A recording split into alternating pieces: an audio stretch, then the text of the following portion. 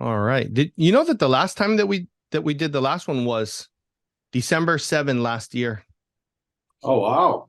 Yeah. So About one almost day apart. 1 year to the day. Yeah. How's that, huh? Cool. Kind of interesting. So now you got new stuff, and then I was looking at it because I saw the new masts. And I was like, and then I saw all these new tails. Like, dude, I just need to interview Alex again because that's the easiest way to do this. So how you been, man? How's it I'm going? good. How about yourself? Pretty good. And you know what? Congratulations on that win this summer on the at the gorge against all the young guys. I didn't win. I got second, but that's pretty good for a dude over 60 with a bunch of teenagers, young It, teenagers, it in looked fact. like I was like, is he giving the award or what's happening here? But you're actually on the podium. So this dude's he's walking up to the wrong podium. Yeah. How was that? How was that race up there? How was That it? was good. We did a downwinder that was super windy, and I took a 7 meter and got lit up, which wasn't a good idea. So I ate it in the downwind, but I redeemed myself in the upwind course. So I ended up second in that one. It was probably 20 to 35 in that one. Hmm. And we did a little triangle type course that was right in front of where the spectators could watch the jibe mark. So it was really fun. A lot of people cheering and people wiping out there because it got real gusty, and it was exciting to watch for the public. Wait, how close were you to the first place person? It said I was just a couple seconds behind Chris, but we had a little bit of a problem where they told Chris that there was only one lap left. Chris McDonald, was like, I don't know, 15 or 16. Mm-hmm. And so he stopped when I was, catching right up behind him. And then he wiped out, I thought, but he was just going down and stopping the race. So they canceled the race right there because then all of a sudden I was in first, and I'm like, yeah, okay, I'm in first, but no, Chris had stopped because they thought it was only 3 laps, but it was really we were supposed to do 5 or 6 laps. So Mm-hmm. Mm-hmm.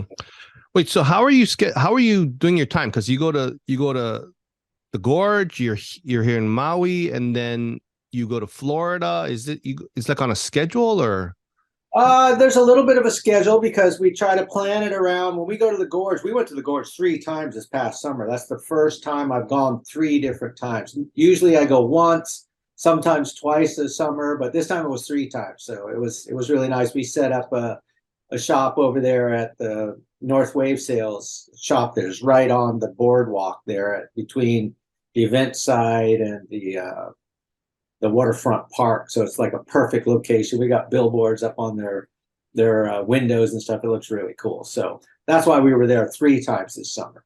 uh-huh. Well, But that's fun. Florida is usually connected with, we do races. They call it the foil or the fall foil regattas and the spring foil regattas. And they've been doing that for years in kite racing and stuff.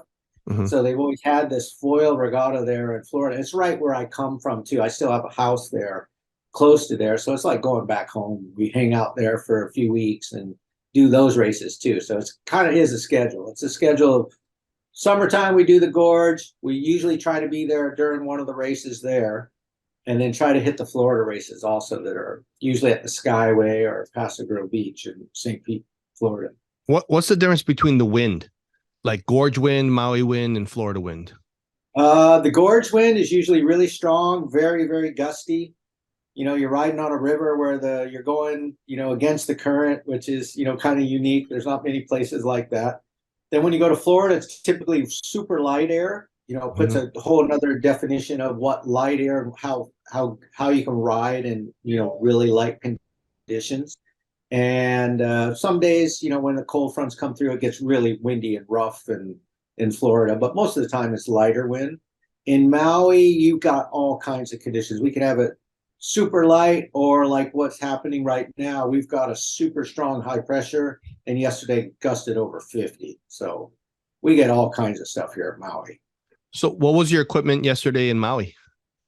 I used a 3.5, didn't bring my 2.7 to the beach, got pretty lit up, testing some new foils that I'm prototyping right now. And my wife told me not to tell you about those. Okay.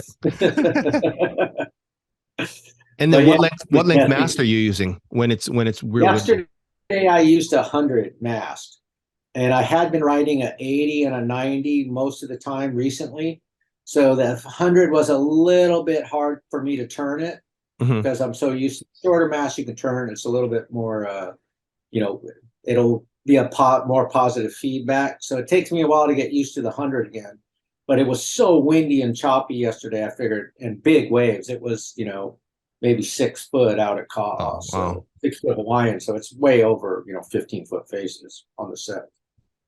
Are you So able to say like what kind of size range you would have preferred on the wing, like the foil wings? the foil wings, Yeah. usually when it's like that, I ride between a 750 and about 1,000. And then Usually what tail that's are the you size using? of the foil. I always use, when it's really radical like that, I use a 12.5 fixed tail long wing. I like the Okay. long wings so I can really haul ass and have control of the pitch. Okay. Okay. What would you use in the gorge? The gorge, a lot of times I'll ride that same style of equipment. The gorge, a lot of times if I'm just playing around, I'll have a little bit glidier wing on, like our new 850 is fun to ride downwind. If I just want to go downwind and Mhm. have fun and just glide the whole way, I would ride something like that or the RS 1000. But Okay. if it's super windy and we're racing, I was using one of our new wings that I had cut down a little bit, that I got second place in that race. That wing will be coming out in production here probably in February. Okay. Okay. And then what length mast would you use in would it be the 90 in In the Oregon? downwind race, I use the 100 because I like a little bit extra going downwind when I'm just flying, just trying to go flat out. And in the course racing, I use the 90. I don't like it Okay. to be too tall when I'm going upwind. So it all depends on wind too. Like in Florida, I was riding on a 70 mast because we were riding super light air. So the shorter the mast you have, the easier it is to get foiling. So you have to remember Mhm. that. Don't put on your tall mast if the main objective is just to get foiling. Put on a And, short mast. like what kind of wind was in Florida? Like what's the range that you're in? The one race we did, well, there were certain days when the hurricane came through and it was blowing Mm. 40, but when we raced, there was one day was probably 8 to 12 knots. The next day was a gust to 7 knots was the high. So you had to get up when it gusted 7 and don't come down because it would take 10 more minutes before 7 knots would come in again. So So that's kind we of put, almost holding your wing up by yourself. yeah, you're kind Mhm. of like, you got it up and don't stop, because once you're up, you're doing pretty good as long as it doesn't go to 0. You can even go in like 4 knots as long as you're up, but you can't really get up in 4 knots very easy. How So do you you get got to. up in such light? I mean, you got to use. Do you use the smaller board or the No, medium? I have a What do you do? pretty floaty board because you kind of want to be out of the water. You don't want your board sinking in that kind of wind because you got to get your rails up out of the water. So you want to be, you want it as small as possible, but still floating high in the water. Like a lot of the guys will be using even their Barracuda boards to get, foiling in super light air because they're out of the water and it glides real fast. So it's okay to So be on the higher leader board then at that point yeah, at because you that don't want to point be you want to sunk. be, Yeah. yeah, you don't want to be sunk. Like I'll be riding something that's, closer to 90 liters instead of, my 60-liter Mhm. board. And then what size wind wing are you using? I was using our 7 meter in the super light air. We've Okay. got a really powerful 7 meter. Hmm. It's not super fast in terms of, if everybody's on their, 7 meters powered up, but this one has so much power, you can get up. And when it's that light, your main issue is I got to get up. So Hmm. there's difference in Florida light air and rest of the other places light air, because over there's high humidity and it says it's blowing 7 knots, but it feels like 5 knots or 4 knots. Uh-huh. And when it's a total different amount of pressure in your wing. So I went from my 8 meter, that my new one, which is pretty fast in board speed, but it was hard to get up. Hmm. So I went to an older 7 meter that I really like. So it's good to test in different conditions like that. It really helps us to, get something that's really solid and super light air. So I want to make an 8 meter that's along the same lines of the 7 meter that I really like. So the low end kind of power on the 7 was stronger than the 8, you felt? Yeah, my 8 was a little bit flatter wing. It was a little bit longer. The tips would touch when you're pumping. Mm. When it's super light air, you have to have something where you get a couple pumps going and you almost got it up. You don't want your tip to touch because all of a sudden it stops your whole momentum and you got to start all over again. So there's something to be said about super light air and medium light air. Hmm. Because super light air, it's all about I gotta get up. So like the foil I was riding was a 2600. It's a giant. It's our biggest foil right now, and it's 52 inches across. But once you get up on it, you got tons and tons of glide, and if you blow your transition, you got time before it falls down again. So So that's 2600. What tail? Use the 23 tail then? I use the 20 tail because my 20 tail is a little bit faster, but if I'm just playing around, I use the 23 tail. Wow. And how much do you weigh now? 170. I'm still Okay. about the same, my boys, man. So what was Dave riding? Or did he Dave, go with you? Did Dave Klama go with you on that one? Or no, he doesn't really wing too much, huh? he's not that big on the winging. Yeah. I was just asking that because he's closer to my weight. Yeah, Dave's about 2 bills. He's Yeah. he wings, occasionally. But it was funny. We were in the gorge, and Hmm. he thinks that Jeremy Riggs never wings. So he's Oh. like, "Yeah, I'm gonna go out. I'm gonna go ride." And we're about ready to go. And Jeremy goes out first Hmm. and rides around. He's on his, I think he was on one of his Barracudas, and Jeremy's doing all kinds of tacks and stuff. And Dave looks at me. He goes, "Well, after that, I'm not going out there." He thought he was at least going to be better than Jeremy, but I think Jeremy had been working a little bit on his skills with his daughters in the harbor. Uh-huh. Well, all of you guys are such good athletes. I mean, you make everything look easy. People are like, well, Dave rides this or Alex rides that. And this, I'm thinking, well, that's Dave and Alex, and on this island, it's like Jeff does this. And it's like, that's Yeah. Jeff. I mean, that's a different category. Well, than me, that's for sure. Yeah, Um, Dave picked up the winging in about 2 hours. He was like, I'm cruising all over the place because he was such a good windsurfer back in the yeah, day. And it that's what didn't take him long at all. but he doesn't really wing too much in Maui, huh? No, he hardly ever wings. Yeah. Yeah. He's the downwind master. He just loves his downwind. He really likes to get out on the open ocean and the blue water and cruise out there. And Dave is super fast. I don't know how. It doesn't matter what front wing he puts on.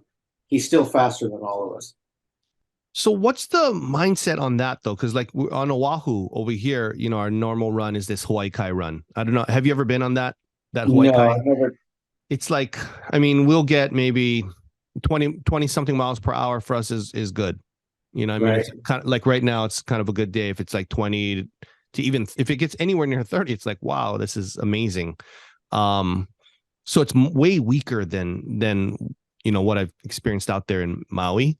Right. So I'm still trying to figure it out. Like, because what would you use especially if you're over 200 pounds, 220 ish pounds? What setup? What would be your ideal setup, you think, to use for that for somebody who's not too good? I would get the GT 1770. Okay, so not even the 2200 or the 2600. You wouldn't go there. Yeah, I wouldn't go that far. If it's really light, then you can use that. But I would, maybe at your size, you could use the 2200. Don't get the 2600 unless it's like, hey, I just want to try and get foiling today. Okay. Type of conditions. Yeah. But your size 1770 and the 2200 would be the ticket. Are you talking about winging downwind or No, on a just trying to without the wing. Oh, then go 2200 with the 20 tail. Okay. So you wouldn't use. That's what I was doing with a friend of mine when we were in Florida. We did it downwinder in the bay, and he just got his Barracuda board. He's a big dude too. He's like, probably 200, 210.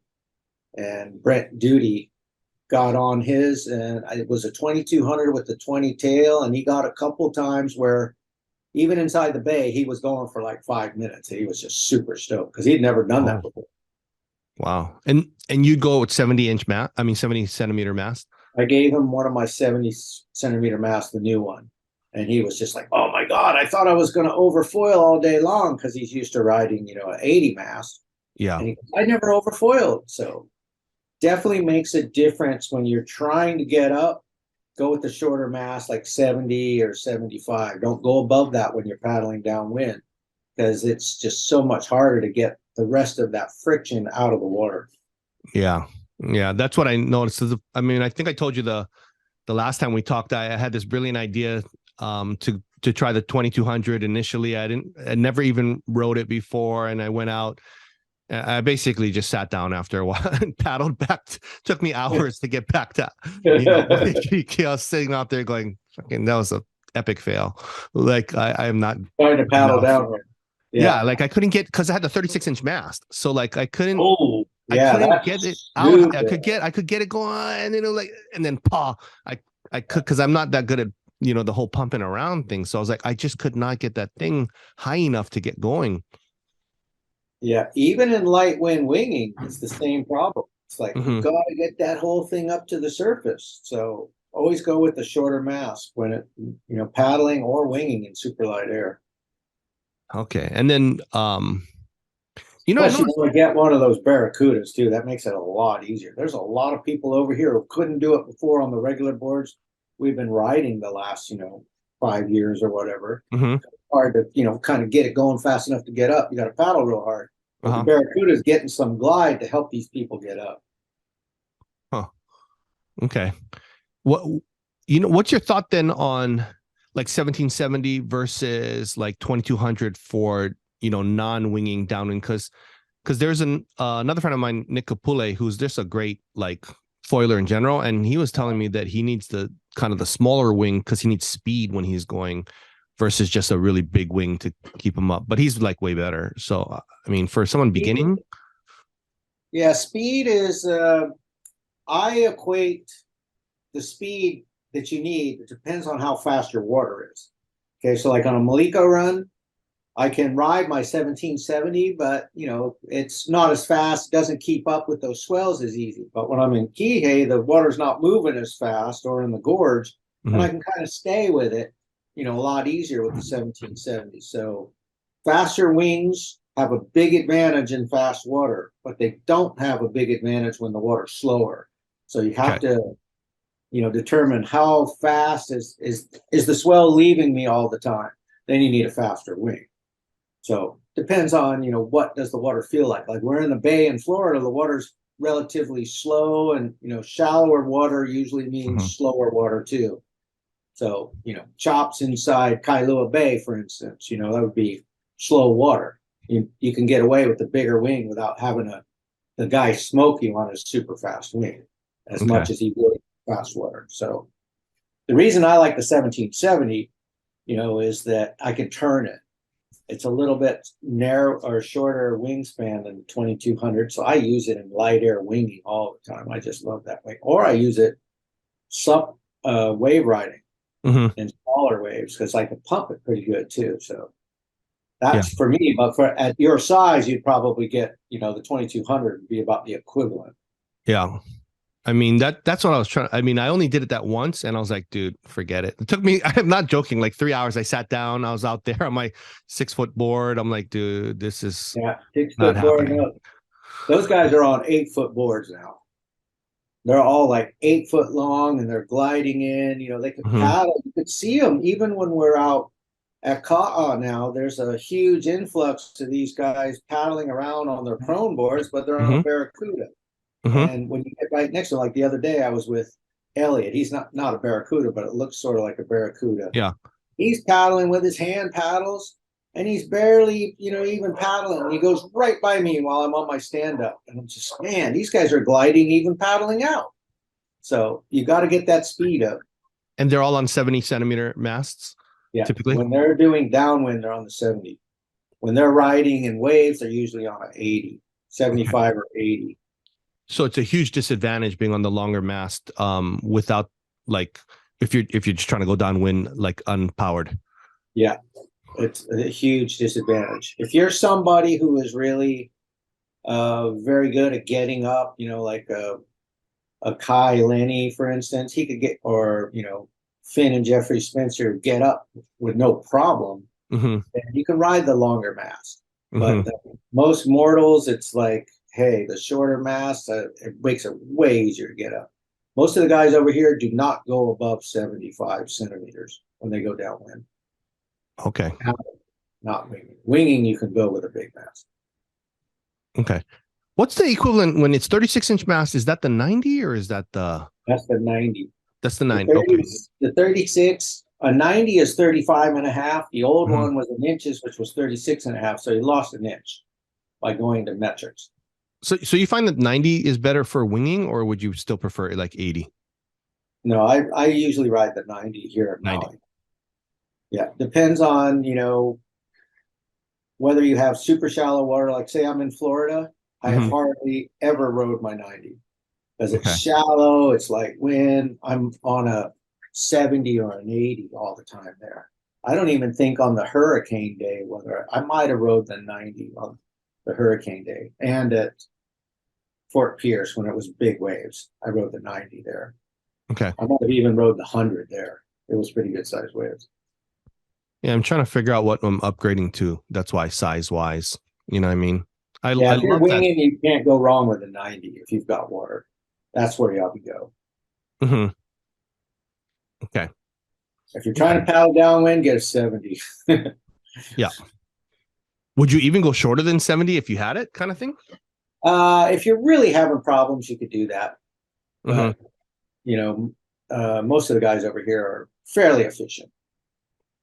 Now they got their Barracudas, they're getting up and cruising, and they don't like to get on too small of a mast because you start hauling butt going downwind and you overfoil and have to start all over again.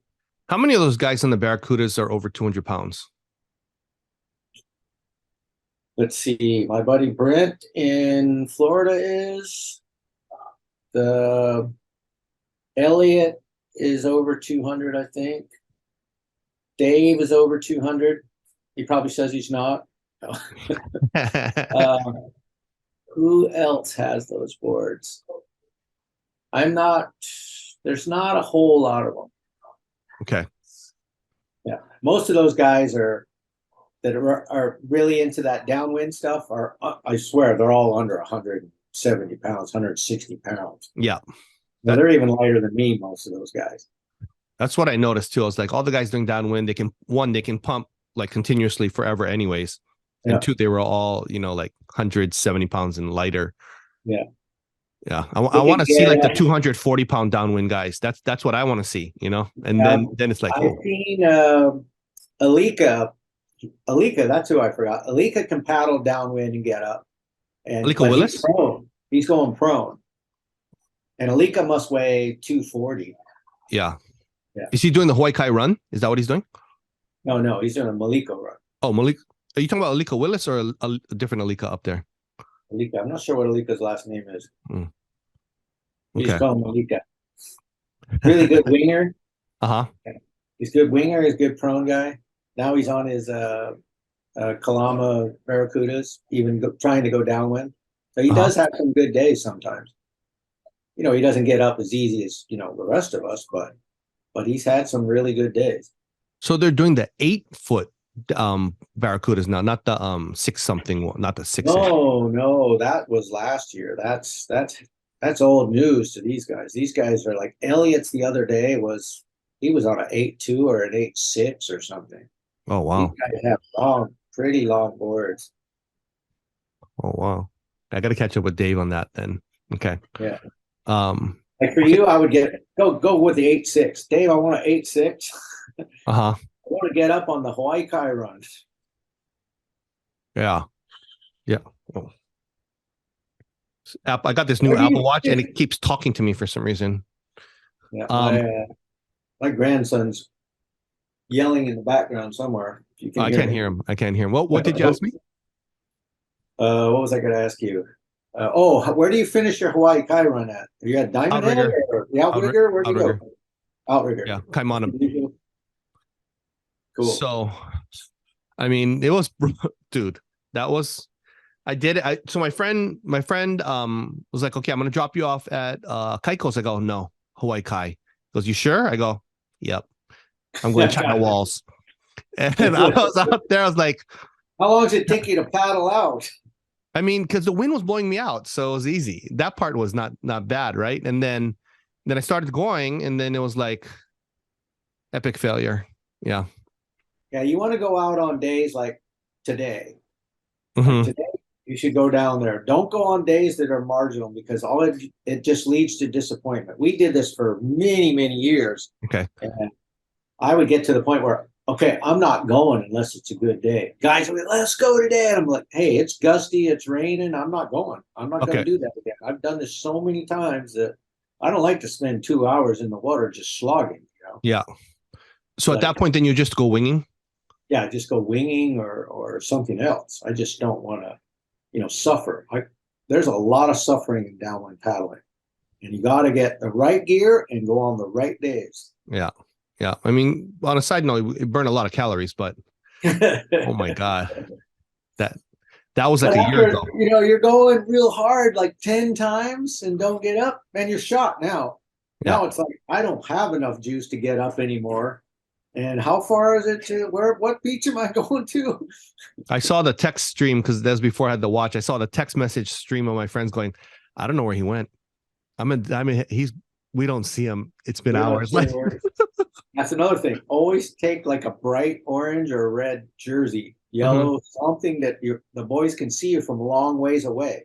Yeah. You go with white, it looks like a white cap. You go with black, it just gets lost out there. Yeah. So always have something bright on, and guys can see you, with the naked eye from a mile away. Yeah. I got a fluorescent orange, light, the rash guard, and then I have my boards orange. So yeah, it's I want it that way. A helicopter will find your board. Yeah. The people on the beach can see your rash guard as long as you're standing. Like we'll go downwind and we're all together, and then the guys with the black jersey, you lose them. It's like he could be less than a quarter mile away, and it's like, where did he go? The funny thing too is you can tell, like, even from like looks like a mile away or whatever, by people's stance, like their posture. Yeah. It's like, oh, they're so and so. You know already how they look. Yeah. What? Definitely. Well, let's can we talk about the new stuff that you got coming? Or not coming, but the ones you got now, like the new masts, the new tails, things like that. Yeah, let's see. Let me grab some of the. Okay. Okay, before we had 14s. This is a 14 fixed tail long. Long means how long this fuselage part is. So there was 14 short, 14 long. We had a 12 long, a 12 short. Then we had the 20 long. So since we talked last time, we made 17s, have something in between a 14 and a 20. So this is the 17 fixed tail short, which a lot of the big guys really like this one. Like we were in the gorge. A lot of the guys, the bigger dudes that were over 190 pounds really like this one. It kind of loosens up their, whatever they're riding, the RS 1000 or the RS 1150. So you've got this in fixed tail long, fixed tail short. Then since we didn't have the 20 in the fixed tail short, we made one of those. Okay. So you got the fixed tail short of the 20. And we're going to add in a smaller tail, but I don't have that one yet. So I think we're making a 10.5 that we designed a month or so ago, but I haven't seen it yet. So we'll have something smaller there. And this one, I couldn't find my 23, but this one is a 23. This is what if you're a really big boy, or it's kind of light and you're not sure if you can get up, you put on the 23. 23 only comes in a long. There's not a 23 short. But this one, like say I'm riding my 1770 and I'm like, it's kind of light, I'm not sure I can get up. Sometimes I'll put the 23 on it just to make sure I get up. So would you use that 23 primarily only for winging then, or you're using it for I only surfing? use it for winging. I don't use it sup foiling or downwind or anything like that. Okay. But usually for super light air winging. And then when do you decide, like, if you go 1770 with the 23 tail, or you're going 2200 with the 20 tail? What's your decision making process on that? That is just a preference on what you want to do that day and what you think the wind is doing. So if you think the wind is super light, I go with the 23 tail, especially if you're a big guy. Get some, gratification out of your session. But if you know it's windy enough and you got plenty of power with your 2200, put the 20 tail on it or the 17 and you could turn it. It's like, oh, it's a little livelier, it's a little faster. Of course, the bigger their tail wings, the more lift you have, but at the same time, the slower they are through the water because you got a little bit more drag. So those are different things. In lighter wind, you don't notice the drag as much or the lift as much. You can ride these big tails and still have a lot of fun, still turn it.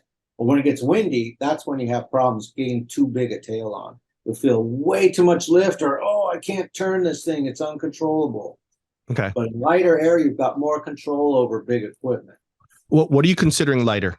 What's the wind range? Well, that's all different how much you weigh. But for me, light wind would be like, under 15, under 12 knots. Okay.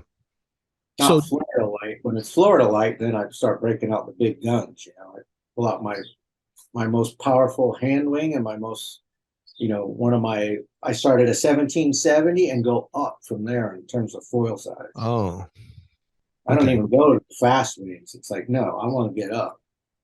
And then are you the kind that prefers like a smaller foil wing and a bigger wind wing, or opposite? That all depends on, what board you're riding, how windy it is. Normally I ride powered up pretty strong. So like, I'm on a 3.5 yesterday and guys are getting lit up with a 2 meter. So I tend to handle a lot of power. So it depends on, what kind of stuff you like to do. A lot of people, get a little, like I heard one of the guys yesterday going, God, I should have taken a bigger board and a smaller hand wing, but have some fun, because he went out with a small board and a 3.5 and it was gnarly yesterday. I mean, when it's gnarly in Maui, it's gnarly. Yeah. He came in going, man, my first 2 sessions were good. My last session was terrible. All I did was beat myself up. So it depends on what you're looking for and what you're feeling like doing that day. How much energy do I have that day? That kind of stuff. If you don't have a lot of energy, take a bigger board and a smaller wing, bigger foil, and kind of cruise. Okay. And then when would you use the 23? You wouldn't use that with the 1400, would you? I haven't used that. Usually I would go to a 20 tail at the biggest. Normally 17 now that I have the 17, and I'm fine with the 1400. The way I go now is that I kind of like go 1770 with a 17 tail, and then I drop down to the 1250 with maybe a 14 tail. And that's my next drop down, usually when I'm riding waves, and we call it fairly light here in Maui, because when we're riding, yesterday I'm riding 750 GT with a 12 tail. So it's hard to compare with Maui, especially on a day like yesterday. Okay. We get solid wind. So on the 1250 GT, the max tail size you're going to use is going to be the 14.5. No, I've used the 20 on it. So you've used a 20? Really? When would you use that? There was a couple days last year. It was fairly big. It was like 6 feet outside, but it was pretty light wind. And I'm like, God, I don't want to get out there on too big a foil because I'm going to overfoil coming down some of these monsters that were out there. Okay. I put the 20 tail on so I could get in between the waves to keep going. But then when I turn around, I can keep control of this thing a little bit better than if I was on the 1770 or the 1400. How did it feel under your feet? How did it feel? It felt good. I had a really, really good time. But of course, remember, it's the same thing. If it's light air, you can handle that big tail. If it's not, you're not going to be able to handle it. You want to go down to the smaller tail when you feel all that lift. So I'm like gliding, luffing my wing, and it's pretty light wind, and you kind of pick and choose where you're going. Don't go down into a mean bowl at that speed with a 20, but fairly big waves for that day. Would you ever try to subfoil with that kind of setup? I have. Oh yeah, the 20-inch tail and the 1250 GT. 1250. Yep. A Huh. lot of times when I'm in Florida, if it's a really good day, I'll try and put on my 1250, when I'm subfoiling, if it's really good. And if I'm worried about, being able to glide very much on it because the waves are so small and weak, then I'll put the 20 tail on. But, every place is different. You got to remember that all these places I go to, I get totally different conditions. Somebody from Maui would come to Florida and go, "Oh, I can't even ride. My board is underwater. I'm stuck on the bottom." So there's different conditions all over the world that you have to adapt to. Wow. So the 20-inch, even the 20, those tails are pretty versatile. You just gotta, you're just trying to, because I always felt like the 20-inch tail was only for my 1770 and 2200, and then the 14.5 was for the ones smaller because it would screw up the the balance or something somehow. But that's not true. That's not true. What you want to do is experiment with your different tails in different conditions, and don't be afraid to put a big tail on in lighter winds if you want to ride that smaller foil, because you totally change what your front wing feels like by just switching your tail. It's a huge benefit.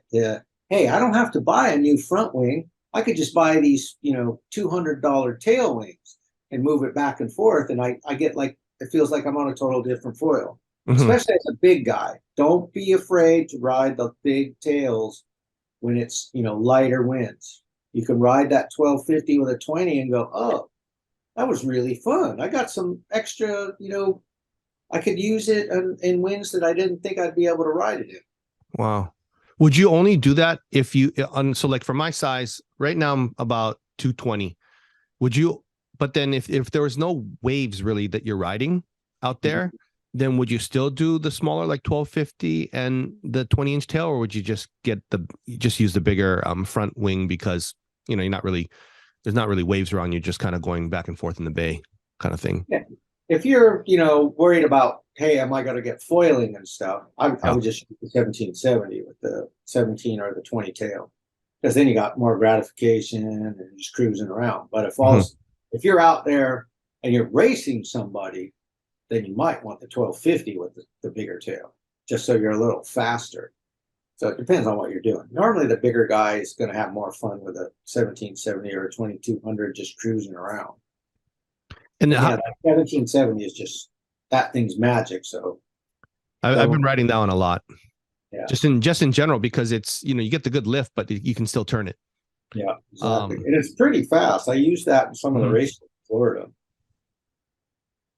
Couldn't ride my fast wings over there. There just wasn't enough wind. So if I'm riding the 1770 a lot, then you would still so like if it was, let's say I was sup foiling and not necessarily sup winging, right? I wanted to ride the 1770 because the waves were, not too, maybe waist high or some, smaller waves. Then would you run the 23-inch? Would you run the 23 tail instead of going to the 20? Like if it was really smaller, like let's say knee high, or you just wanted to get out there. Would you ride the 2200 and the 20 tail, or would you ride like the 1770 and the 23 tail? You want to experiment for yourself, because I can't really speak for somebody who's 220 pounds. But I would assume that it might be more fun to ride the 1770 with a 23-inch tail than the small stuff, just because you could sort of still turn that front wing. Okay. I would think so. Try that with or even the 20 tail. And remember that there's short versions of those 20s and 17s too, that, hey, I can't turn this thing as good as I want to. You go to that short one and it's like, oh, this thing's all livened up for me. So many choices again now. Yeah. It's all about, there's a bunch of these guys out there that just got to have all the toys, and they're not sure, what they really want to do. So you got those type of people. Then you got people that know exactly what they want to do. I want to turn harder and this and that. They like the short tails. So there's different clients out there that, you got to kind of cater to all these different people, so they have all the different toys. Does the shorter tail, does it also, it pumps better, right? It goes up and down faster, so you have to learn the cadence on how to pump with those. So there's people who say that pumps better, and then there's people who say, no, I like the bigger tail, gets more drive. So it's it's a preference and getting used to them also. So I used to, in the beginning, I could pump my GL 180 way farther with a short tail. And then, lately I've been pumping my, GT 1770 with a long 17 tail. So it depends on what I get used to which one that I really like to pump with. You said the 23, does it come, it comes in both long and short? No, Or just there's only a long in the 23. only a long? Okay. That one was just made for, okay, it's really light air. Let's try and get up. And to get up in super light air, it's usually easier with a longer tail to pop up. So when you stomp on the back to get up, it kind of gives you a more drive to get up.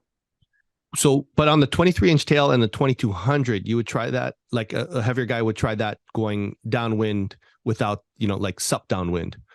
Yeah, you might be able to try that sup downwind just to try and get up. Just because it stays up faster, but then it's a little bit slower. Is that how it goes? A little bit slower, but it sounds like to me that at your size that you're having problems. You haven't had any gratification yet going downwind. So in the beginning, when you're paddling downwind, you want gratification. What's going to get me up? What's going to glide me the longest? I want to get up and do this. Mm-hmm. We went through all of that. Me and Dave, we had really hard times in the beginning. Mm-hmm. Dave was ready to quit downwind. There was one stage where he goes, if it doesn't go good today, I quit. So even when you got somebody like Dave Palama doing that, you've got to get gratification in the beginning. So go big instead of going small. Okay. Wow, there's so many different setups you can do. Yeah. That's and so you can use the 14.5 tail on the 1770 also? You can.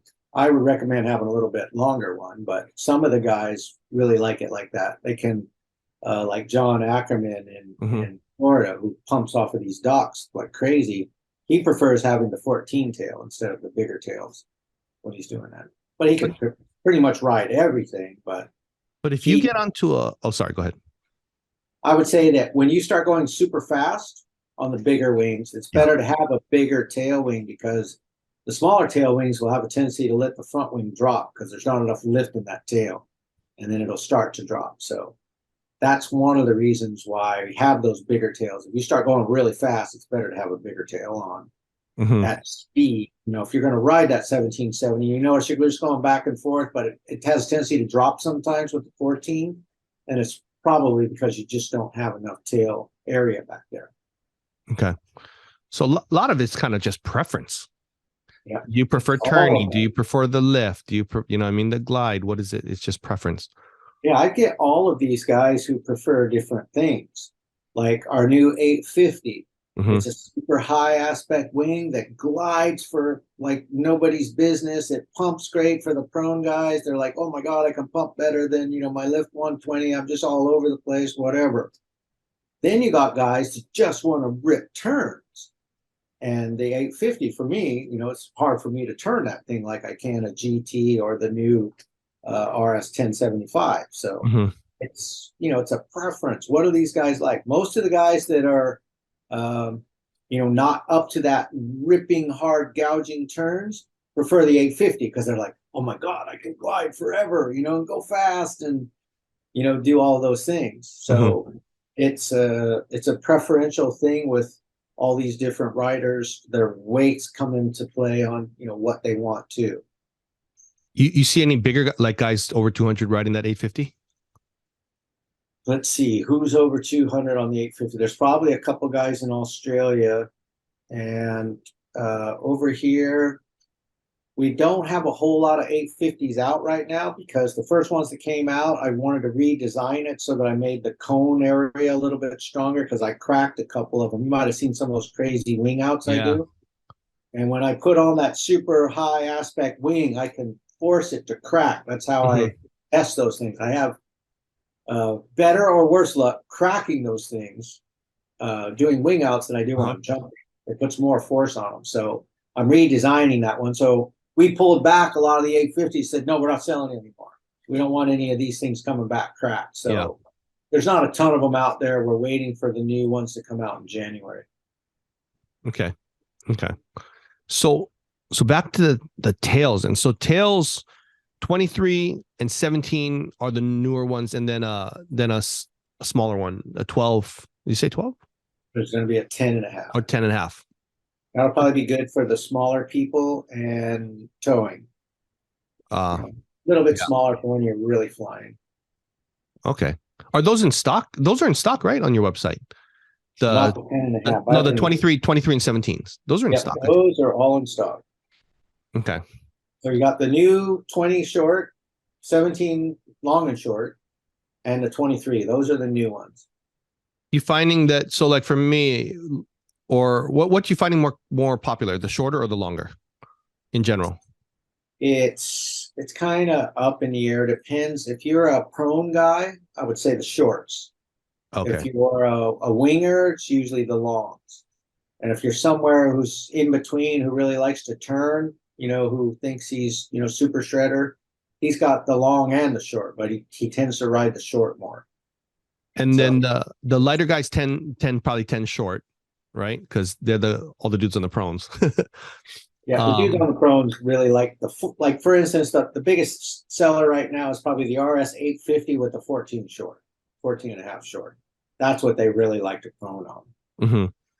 And then for the heavier dudes that are on like sups, then probably be the long. Yeah. Yeah, it's usually the long. It depends. Everybody's different. I can't say it's just one or the other. I would have to look at, what we actually sell, and see the geared and books on that. But, it goes a little bit this way and then it goes a little bit that way.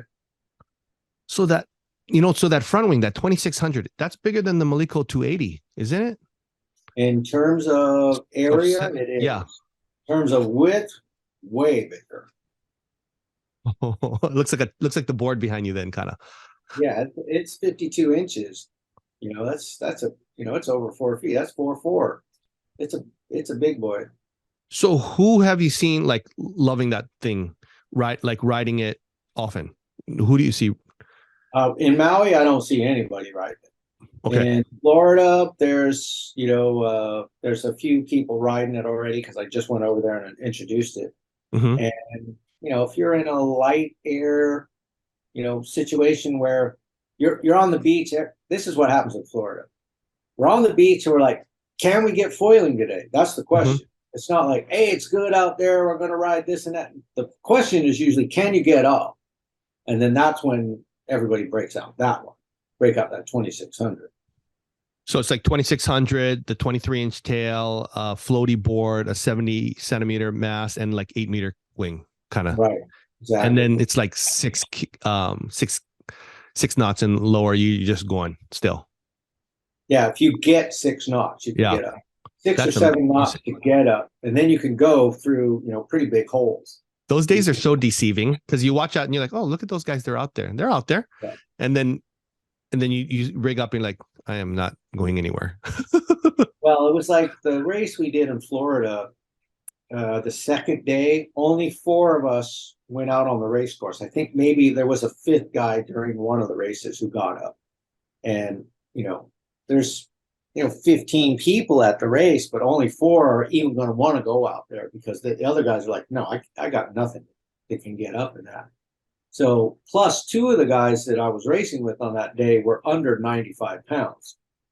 So it was, we put a new limit on what it is to light air. In Florida, light air it could blow 7 knots in Maui, the same wind meter, and it's got way more power than the 7 knots you get in Florida.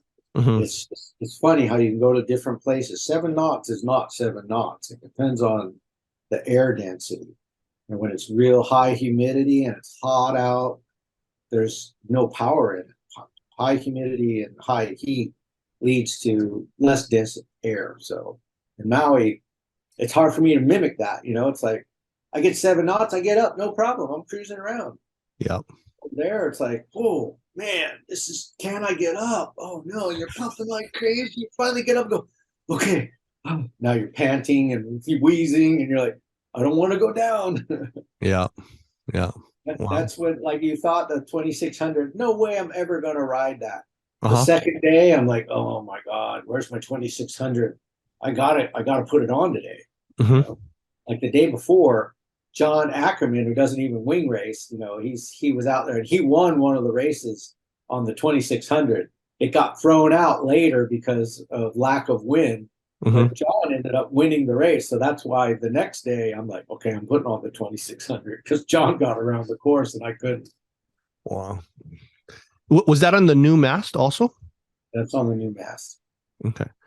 Do you can you show the new mast yet, or still under Yeah, wraps? Or we're just now starting to sell the new mast here in Maui. Most Mhm. places will not see this mast until at least January. So, Do you have one that you can show or not yet? yeah, there's one right here. Oh, okay, cool. Got to pull these covers out. Okay, first thing you'll notice on the new mast, I don't know if you can see that, but see how we got 8 holes in it now? Uh-huh. These are all different holes, so you can move this mast forward and backwards more. And is it still strong in any of those hole placements? No Yeah, problem. any of those hole places, as long as you're using, our washers, it Okay. you know, kind of holds it all together. If Okay. you try to countersink, this is all made out of pre-preg, high modulus carbon and autoclave. But if you try to recess these and you get the head of your screw below some of the top of this carbon, you can peel pre-preg apart. That's Oh, why we use these washers. These washers you see on top, yeah. are The round big black ones. yeah, the round big black ones. So how come you don't do those notch cutouts so you can easily pull the thing on and off? Are those weaker? That makes it a little bit weaker. Mm-hmm. Just imagine you're kind of cutting down the side of it, and plus, if your things loosen up, you have chances of it, sliding off. Uh-huh. We're not big fans of doing that, and with the way our pre-preg is, if it was aluminum, you wouldn't worry about it. Okay. It's fairly strong, but when you do pre-preg like that, it starts to get a little bit weaker than just putting a hole. So it's way stronger just to put a few holes, and then you can move it this far. You Uh-huh. wouldn't normally put, a gash that far, a groove that far in something. But now with this one, they're 35 millimeters apart. So you've got over 1.25 inches extra movement now. Did you do it that way because you can move it past the where the track ends? Is that what it's for?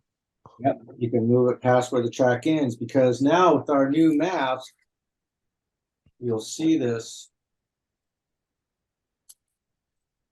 We have shifted the fuselage forward. Okay. So it's the exact same fuselage. You see Like that? a lot forward or just a tad bit? This is 50 millimeters further, so it's about 2 inches. So it's substantially further forward. So what you end up doing is you want to move your mast back a little bit compared to if you had your GoFoil in a certain spot, that was where you really liked it. Mm-hmm. Start at least an inch further back from where you normally put your mast when you try the new mast, just because we've shifted this front wing forward. This whole distance here of the fuselage is the same. Basically, we took the fuselage, moved it forward. Okay. And the then other thing with the new mast is this is the same thickness. It's a little bit wider cord, so okay. it's a little bit stiffer than the old one, I think. I haven't totally tested it with a bunch of weights and stuff, but it feels stiffer. And also, this foil section is more of a racing foil section. Okay. So it feels faster through the water and it's smoother through the water. It feels like, there's less, it just feels smoother. I don't know how to explain it. It feels like gliding. Your glide is noticeably better. Your glide is way better. You're faster. It's easier to seem. A lot of guys think it turns better. I can't really notice that as much because I'm, so used to riding both masts.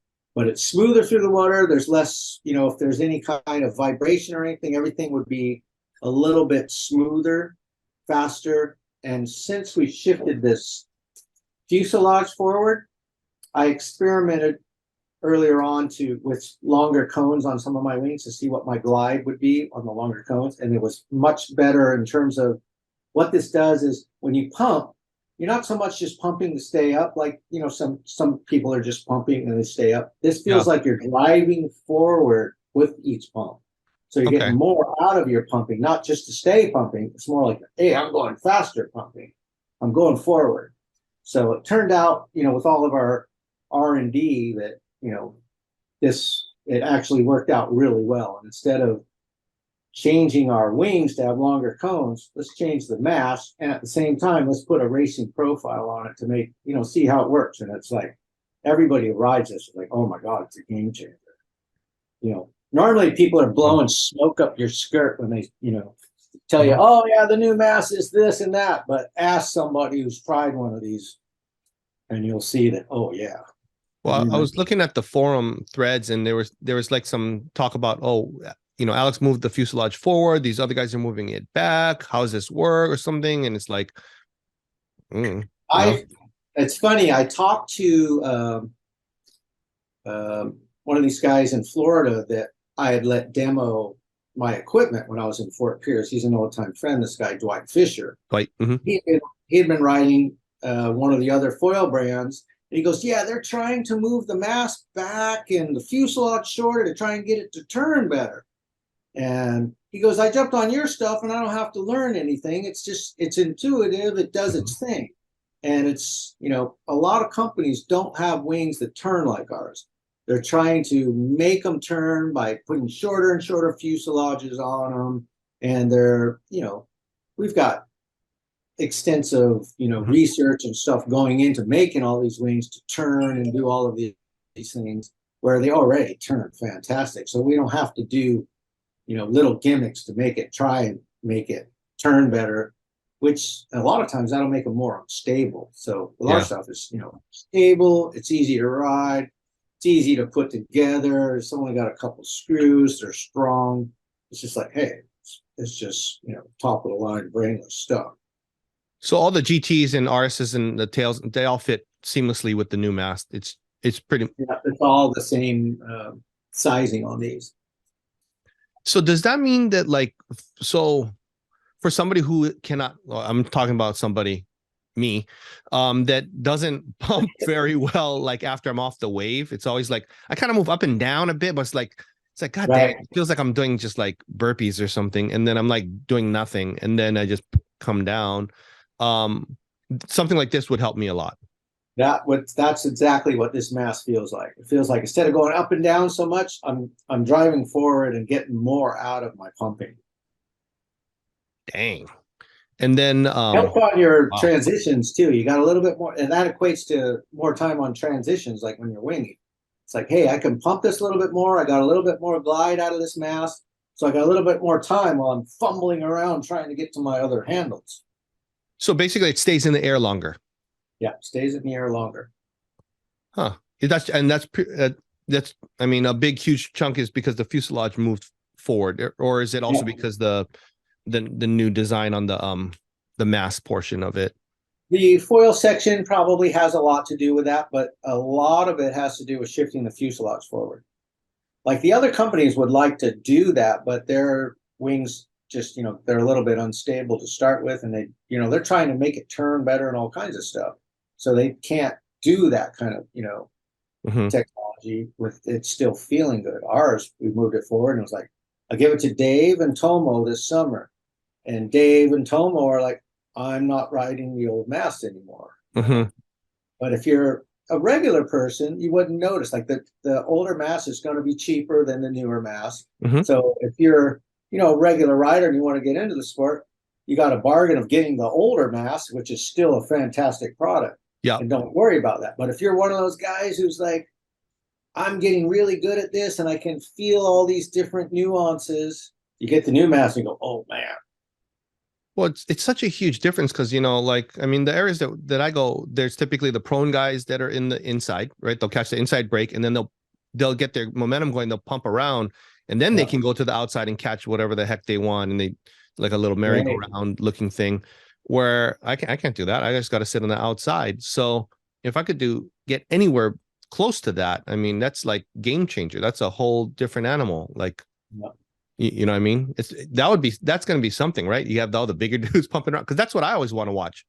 show me the 240 pound guy pumping all over, and then let me see. And that's why I love. I mean, I love GoFoil. I mean, it's just I'm watching all the bigger dudes switching off of whatever they got to GoFoil because it's just easier. I mean, it just fits. And I mean, I can try anything I want, but it's like, why? You know? Like you look at somebody like Clinton Yap, you know, he's like, Yeah. that dude pumps around, and Clinton's got away. He's big. Yeah. He's a big boy. Yeah. And he just gets around. It's like he could pump around even some of the smaller wings. Like, how the hell do you do that? He's, you know, we know Clinton, he's got a lot of energy, but the guy's talented. How can he do that? Yeah. He's talented. But yeah, for you, when you're trying to pump out to other stuff, I would try to get that. Try, you know, even on a fairly good day, get the 1770 with a 17 tail, kick out at speed. You got to have a plan. When you're first trying to do your 2-for-1s and stuff, you got to have a plan that I'm going to drop in, get high, get full speed, kick out to that next one. And always look and go, hey, is there a next one before you even drop in? You go, okay, I'm going to take this one. I'm dropping in speed, and I'm going straight to that other one. And kick out with that speed and pump right at it. And remember, when you get to it, you're going out, the wave's coming in, turn a little bit earlier than you think. Okay. So that it doesn't pass you by. And those are the keys when you're first learning your first 2-for-1s. And then you would use the 17 tail versus the 20 tail or the 23 tail? For you, you might be able to get away with the 20 tail. But it'll be slower. That's why on the pump, it's just a little bit slower on the pumping. Okay. 17 is a little bit faster. It's hard for me to, you know, say. Yeah. I would ask Clinton, you know, go, hey, Clinton, hey, what's the story? Do you pump better with the 20 or the 17? You know, somebody, you know, big like you are. For me, the 17 is 20. Okay. Okay. And then, and with the newer mast, it's night and day kind of thing, or is it's like incremental? It's kind of night and day. If once you start riding it and get used to it, you're like, you know, if you're not that fantastic of a rider, you're not going to notice it so much. But if you're a really good rider, you ride it, you go, okay, I think it did this, I think it did that. You ride it for a week, then you go back to the other one, you're like, oh yeah, now I got it. I get it. You know, the better you are, the more you're going to see the improvements of the mast. Okay. If you're, you know, somebody beginning wouldn't even know the difference. He's like, wow, this thing's got way too much lift. I can't ride this thing. You know, it's like, well, move it further back. That's what those holes are for. Okay. You know, on the top, where the plate, your plate piece on the mast, you were saying that it was different too. What's the difference on that? The plate in the mast? Like where it connects to the mast. Yeah, this is just a little bit sleeker now because the whole foil section is a little bit sleeker. So it looks a little bit sleeker. You know, when you look at it, the old mast was a 50-50, what we call a 50-50 foil section, where it's pretty much 50% is where the maximum thickness of the foil is. So it doesn't look as clean as, you know, having a more of a 35% foil. So it just looks sleeker through the water. Plus, you know, when we build these things, they get a little cleaner over time because, you know, the first time we made this was, you know, 5 years ago. So when we redraw it again, it gets a little bit sleeker. So do you notice then that just even those little adjustments on the top that creates it makes it easier to get the foil out of the water, the board out of the water? Everything comes into play, you know. That definitely, you know, helps a little bit. I wouldn't say, you know, drastic, but, you know, just that foil section goes through the water a little bit slipperier too. Okay. Plus it does create a little bit more lift going up. Because every little bit helps, you know what I mean? Especially on those, if you're going to, like for me, when I'm winging on a light wind day, any little bit, like 1 mile per hour of speed, I mean, it's like, it's the difference between I'm getting up and I'm not. Yeah, it's true. Just 1 mile an hour, you're like, God, if it was just 1 more mile an hour, I could get up. Yeah. Yeah. You know, that's like just a little bit more and I'm up, and it's like, you know, you get like that whole move. That's the other thing when you're winging, you know, it's like, hey, don't try until you see this little puff coming and it feels like there's something there. Don't waste all your energy until you know where the threshold is. It's like, okay, I tried it when there was no wind, I couldn't get up, so I'm going to wait for just a little bit more and don't waste my energy until it's here. Then go. Bounce it up, get it up. There's when it's at the bottom limits, there's a lot of things that go into it. You know, how short was my mast? How big was my wing? How fat was my board? You know, all these things come into play. And Yeah. just remember that there's keys to super light air. It's have a powerful wing that you're not going to touch the tips on. There's the Mhm. board. Don't have too sinky. I don't want my rails sinking that I have to get that up before I get foiling. Take a short mast and take, you know, big wings. Okay. And All those things come into play. how much does this mast weigh versus the other mast? About the same? It should be about the same. About the same. What's your thoughts on those ones, you know, like the mast being super light and so on? Does that make a huge difference or not really? Super light, you know, it's nice to have a super light mast, but then you have to, you know, there's a few other things that go in there. I've seen some super light masts that have funky, you know, fat foil sections. Mm, It's like, hey, you didn't get any faster. I got a lighter mast, but I didn't get any faster. So you've got, you know, you got to weigh it in whether, you know, is it flexing? Was it super stiff? Did it get okay. super stiff because they made it fat? You know, there's a bunch of things that go in there. Okay. You know, You know, okay, go ahead. I would say I would like to have lighter stuff, but there's always drawbacks to having lighter stuff because the way to make it lighter, we had to make it fatter. You know? Is the main benefit for lighter weight on the mast that just like, you know, like when you're carrying it and stuff, or does it actually translate in the water? You know what I mean? Does it translate much, or is it just like, oh, it's lighter for me to carry around? Well, it's definitely lighter to carry around. I think that's one of the, you know, it feels better on the beach and stuff. Yeah. But in the water, you don't really get, it doesn't get faster if they put a fat foil section on it. Like if they made it 15 millimeters thick or had to go to 16 or 17 millimeters thick, fill it up with foam, it feels super light, super stiff, but you got a big fat slow foil section on it. So it Okay. doesn't feel as good in the water. So Okay. it depends on what it is. Like some of the, you know, lift foils are pretty light mass, you know, they're filling them with foam and stuff, but you know, they're a little bit flimsy. So it Oh, depends on, you know, what they're making, who made it, you know, there's all different types of stuff out there. okay. The thing that's really that I mean for me in regards to your mass is they're strong. Like I think I have the version one or whatever was just when it got glossy. I still use this totally fine. It's strong. It's Uh-huh. stiff. It's strong to me. I feel so, and I've had it for I don't know, seems 2 years or something like that. You know, um, I'd rather have that than you know have to worry about it. Yeah, we've always tried to do that, you know, well, starting from back when I used to build, you know, the high-end windsurfing boards for high tech. I was like, I really hate warranties. I don't want to be fixing stuff. And I've carried that all the way through my kiteboarding career and now into the foiling career. It's like, I Yeah, want this stuff to last. I don't want warranties. So that's why we try to make this stuff, you know, as bulletproof as possible.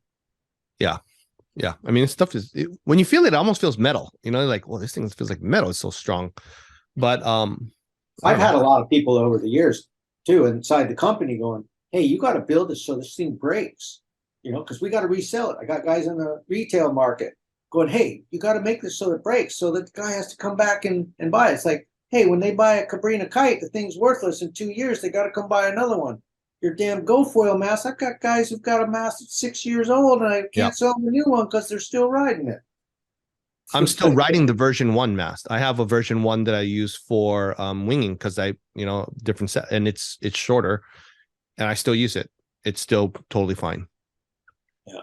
So, but I'm gonna upgrade now. So That's one of the drawbacks in terms of the business is we don't get to resell those masks over and over and over again because some of them, you know, you if you see a mask that has the Starboard logo on it or the mm-hmm. original GoFoil logos, Uh-huh. those little thin masks, some of them are still around with you know Evas and Kai wings on them, and that thing was built in like 2016.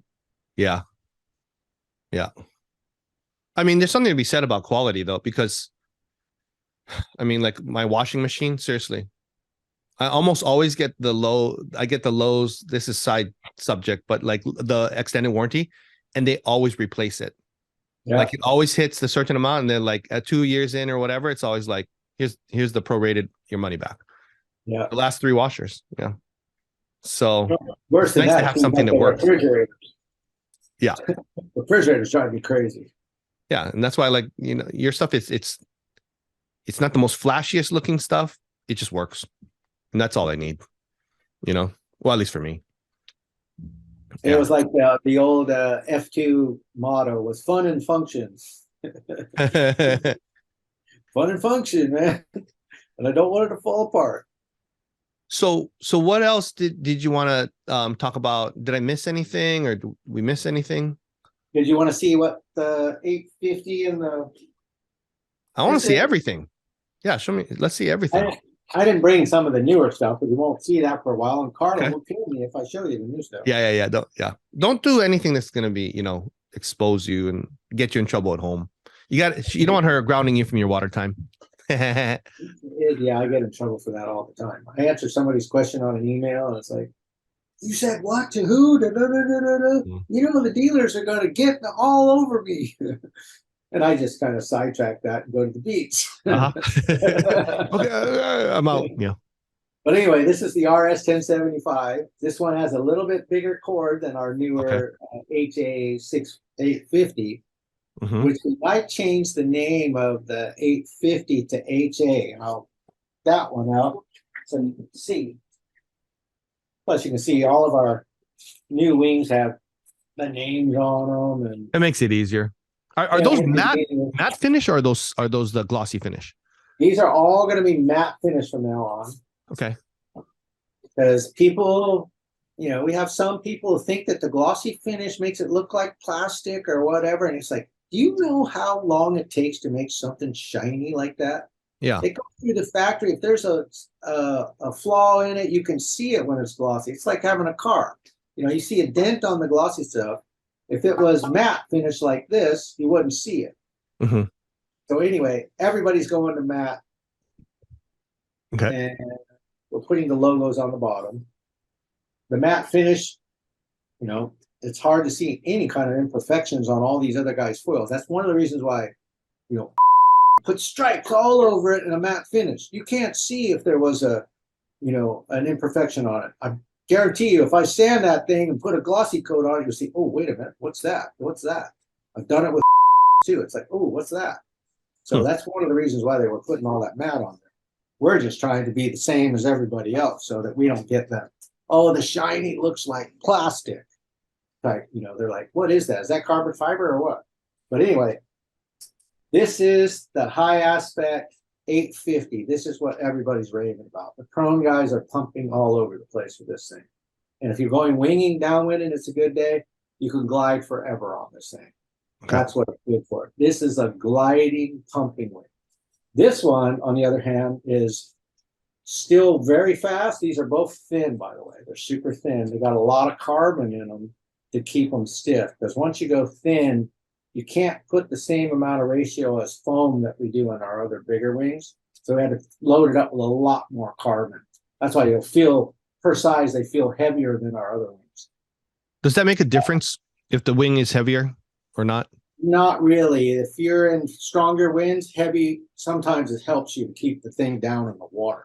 If it gets too light, it gets a little bit loose, especially like you're tow foiling or something. It's nice to have something heavy to stay down in the water. That's why Laird used to like to ride these, 45-inch, aluminum masts that weighed a ton. There is something to have an extra weight when you start going real fast, or it gets real critical. But anyway, this one's a tourney wing. You can see how the cord's a little bit bigger than this one. This is more like about a 6-inch cord. This is more like, 4 3/4 or so, 4.5. So we call this one more of a medium wing, this one more of a high aspect wing. So this one turns, it's fast. It's more for like the stand-up guy who really wants to turn, or the same thing with you've got pretty big waves in your wing and you want to turn. You're more of a turning guy. This is more like a GT. This one is more like high aspect, fly around, pump around. So that's two of our newest wings that are coming out. You this see one's already for sale. That 1070. Oh, go ahead. Yeah, what'd you say? No, go ahead. Sorry. I said, this one won't come out because I'm redesigning, like I mentioned before, this one to make it a little bit stronger. This one, I end up, cracking a couple of them doing crazy wing outs. So as we were talking, I don't like warranties. So I'm going to change the mold and make this one a little bit stronger so we don't have those problems. So this one comes out. I think the first ones we'll see again are in January. Okay. The 1075, what do you see riders like over 200 pounds riding that? Oh yeah. My one buddy yesterday was riding it over here in the 50 knots. Bob, he's got to weigh close to 200 pounds. Uh-huh. So only for the higher winds. Heavy in case Bob sees this, Oh. But Elliot rides it too. Okay. Elliot even rides a little bit smaller ones. The other thing too about all of our wings have these steps in it. The steps are magic. We went over this last year, but these steps. You can go over it again. Go ahead. These are just magic. What ends up happening is that you can get these wing tips out of the water. Like say the water line's right here. You'll probably see me doing this, wing outs and stuff. Yep. When it slides back into the water, usually you have some disruption in trying to catch your foil, and these just slide back into the water and just seem to catch straight away. And you don't have to worry about that. So I'm doing wing outs all day long and I don't even notice it sometimes. And what happens is you got a little mini tornado here. We call these wing vortice problems on airplanes and hydrofoils. And it tries to suck air down onto these wings and collapse a big air pocket onto your foil section, and you end up overfoiling and collapse.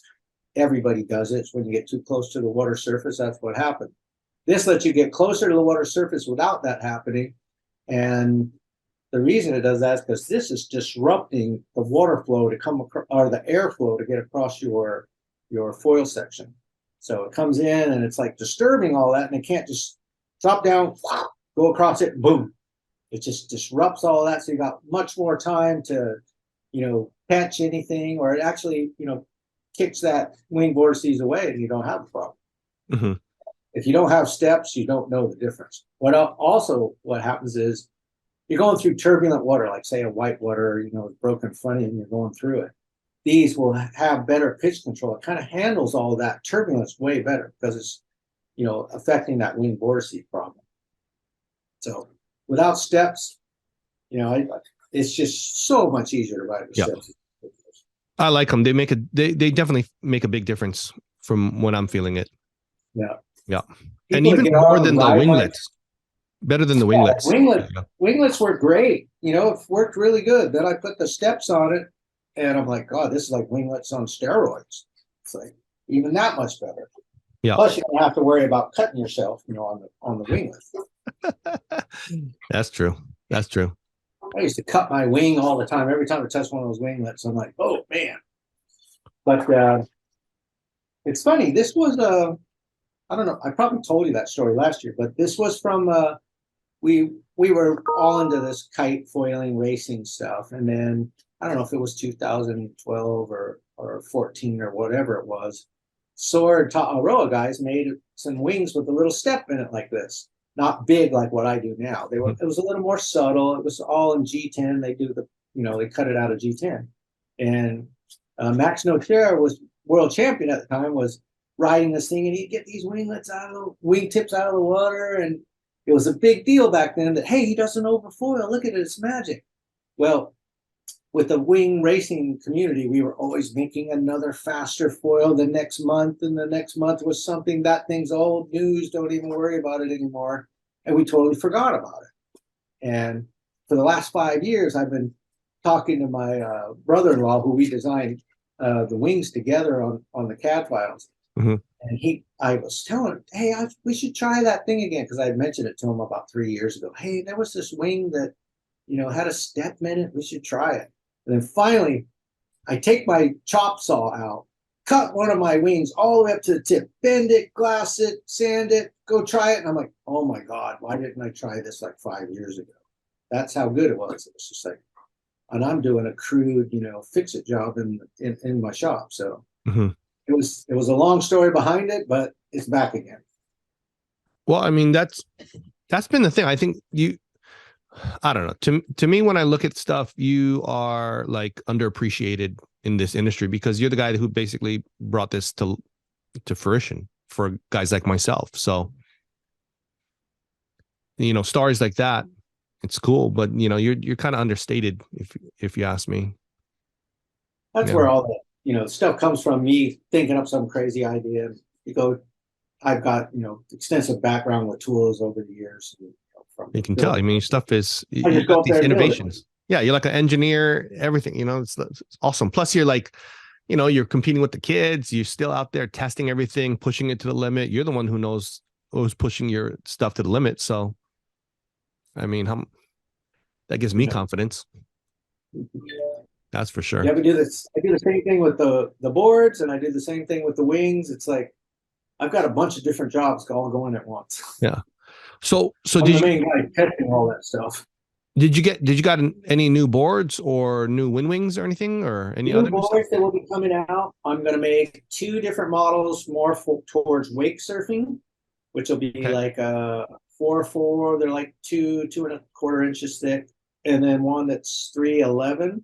So we're Okay. trying to jump into the wake foiling market a little bit. Plus, it crosses over as a kite board. I don't know if it's going to be good as a prone board. The 4.4, definitely not the 3.11. It's pretty small. Mm-hmm. But, it might go over as a prone board too, that 4.4. Then I made a 50-liter 4.3 model for winging, which is a little fat, chunky, short board that I've been riding over here that I really like on the Mm-hmm. windier days, where I can get on a small board, but it's not so sinky that I'm, underwater when the wind stops. It's a kind of a marginal sinker is what I call it. So it's really fun to ride that I can get on something super short. So 4.3, 50 liters. Mm-hmm. Then we had a gap between our 60-liter board and our 87.50. There's the 60-liter is a 4.9, which I really like to ride most of the time when it's Mm-hmm. over here. The 87-liter is a 5.0, which feels like a small board, but it still has 87 liters, so it's fairly floaty. So I went right to a 70-liter board that had a lot of people. I want something right in between, especially if they're a little bit lighter. So there'll be a 410 70-liter board. Then we're actually making a school board this year too. That's a giant 270-liter board for people that first learn. Mm. Because we have problems with people. You first want to learn how to wing. You want to put them on something, they don't fall off of it and just stand there. So that is, we won't sell a whole lot of those. Those will be for schools like La Ventana here down at the Maui wing foiling guys down at the harbor, and for the guys at North Wave Sales in Hood River. So just a pure beginner, get them out there, get them to be happy about what they did instead of, oh, I can't do this, I'm falling. So there'll be a monster board also. Huh. So, in regards to boards, what's your thoughts on those really low volume sinker boards where you're waist deep in the water and all that versus, more floaty boards, especially for, people that are over 200 pounds? People that are over 200 pounds should not be on one of those real sinky boards. Uh-huh. That's my opinion on it. Get Okay. on something that, barely sinks a little bit, that, maybe goes down 12 inches underwater and you're still on your knees and can sit there and then get back up. Don't get on something that goes, Uh-huh. deep as you're buoyant. You don't want something like that because that's not good for your, your size of weight. By the time you get up, you're, half the day is gone. But we do have a lot of people who really like to be on the smallest board possible because it's cool. I'm Mhm. kind of cool, man. I was riding the 38-liter, 3.11 or whatever it was. But on certain days, I see that I have way more fun than those guys riding my 50-liter board, for instance, instead of 38. When I get on those really small boards, they're really fun to ride, but sometimes I'm suffering for a while. So it depends on, how heavy you are. If you're really heavy, I don't recommend that because, a lot of times you're not even going to get up. Yeah. I have one of my friends over here who spends half of the day on those bad days, sinking, goes down to the sewer plant and walks back. And I'm like, dude, you got to get a bigger board, man. What are you doing? No, but this is so much fun. It's like, yeah, but you didn't get to ride today. Yeah. That's what I was wondering too, is because, for, people who are heavier, it's going to take more energy to get us out of the water, which means that, for somebody 150 pounds, their board is way under the water. It doesn't take as much energy to get them out of the water. But for somebody 220 pounds, it takes some power to get you out of the water. So you have to scale all those boards to how much you weigh too. So like the 87 liter board might be a sinker for you, where that's total sinker. Like my board now is the smaller one that I'll ride is 110 liters. Yeah. And that's still like half underwater, Yeah. So, Plus you gotta think you're on Wahoo too, where you're in a little bit lighter wind too. Yeah. So, and then our normal days. That stuff comes into play. It's like what's a sinker in Florida compared to a sinker in Maui is totally different stuff. When I get to Florida, it's like I can't ride the boards that I like to ride in Maui. It's like, no, I don't want to go out there and suffer. Yeah. I'm not good either. So like the benefit though is that if the wind gets really light, I can still like stand on it and make my way back and so on. You know what I mean? Like if that thing's under the water, like I'm stuck. Keep paddling. Yeah. And so I'm not into that, but it's okay. Yeah, that's just the thing. Some people really think about, hey, what is cool to the rest of these cool guys? That's what I got to be riding. But you don't have to do that. You ride what you think you're having the most fun on. Yeah. Don't go by what everybody thinks is cool. Go by what you think is cool. I like to ride today. That's my only metric. Am I enjoying myself? Exactly. Yeah. And if it's not hitting that, then something's up. It's like some days I'll be out there riding on my little tiny board and I'm sinking and I'm doing a little bit of cussing and waiting to try and get up. My wife goes around me a few times on the 87 liter board going, hey, you having fun over there? Yeah. You got to weigh all of these things. I think she's having more fun than me today. Yeah. That's how I feel like in Kailua, because in Kailua I go to Kailua Bay and I'm learning and I'm out there, I'm sitting down, I'm doing stuff, and then it's like 70-year-old ladies passing me going, hey, are you okay? I'm like, I'm okay. They're like, I'm like, oh my gosh. But you know what? Whatever. I'm out there. Okay, cool. Anything else that you wanted to mention? Nope. I think we're all good. We'll be making some new hand wings coming out. I want to put those big wings that I was testing in Florida in production, but the way hand wings are right now, you want to make sure you have something that's really in demand before you put something out there, because there's everybody, their mother's making hand wings right now, and a lot of people over purchase, so there's a big flooded market. So you want to make sure you have something that's really good. What do you mean by hand wings? You talking about those paddles, or are you talking about a wind wing? A wing. Wind wing. Oh, wind wing. Yeah. Okay. Yeah, we'll be having the handles on them this year too. We've been playing with the handles for the last awesome 8 months. And cool. Having those, I really like it. Makes it easier. Yeah, we'll probably make an interchangeable one too. So the people that really like their soft handles, we put them on there. But most people will put the soft handles back on there. Oh, wait a minute, I'm going to go back to the hard handles. Or we might make them as an option too. Well, a lot of innovation coming out.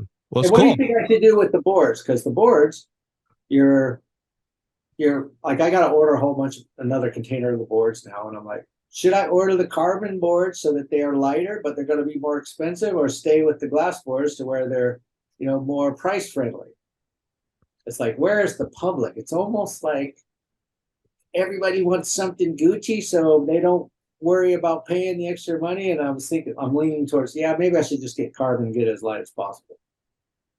I wonder if you could just take pre-orders of some sort, you know what I mean? So you could know for sure.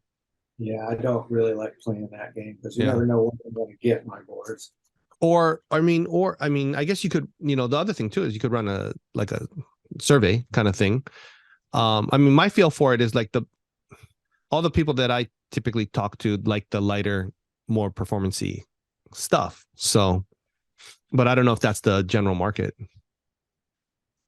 Yeah, I'm not sure. Since we're such a high-end market, you know, it's, hey, I think I'm just going to go for the carbon this time. You don't want it, don't buy it. Oh, but I want a deal on it. It's like, no, we'll go somewhere else.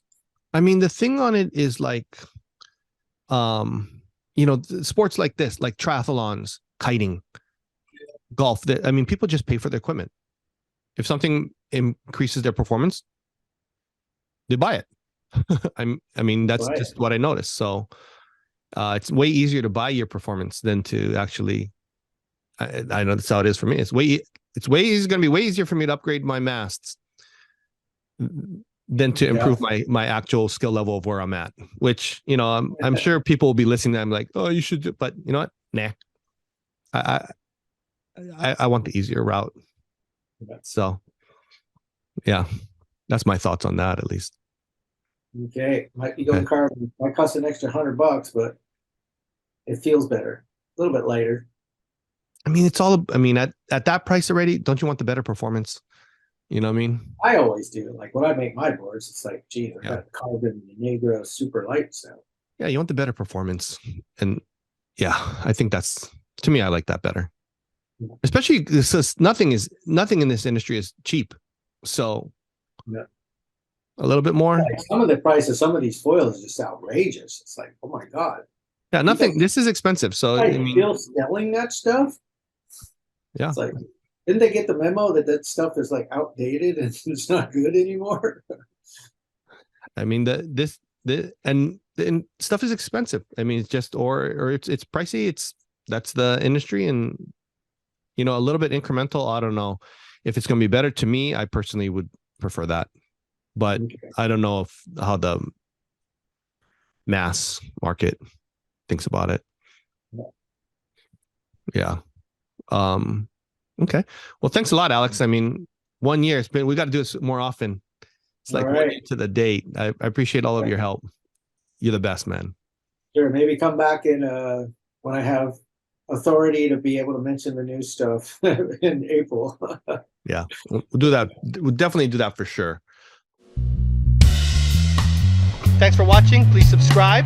Please comment, give us a thumbs up, and see you next time.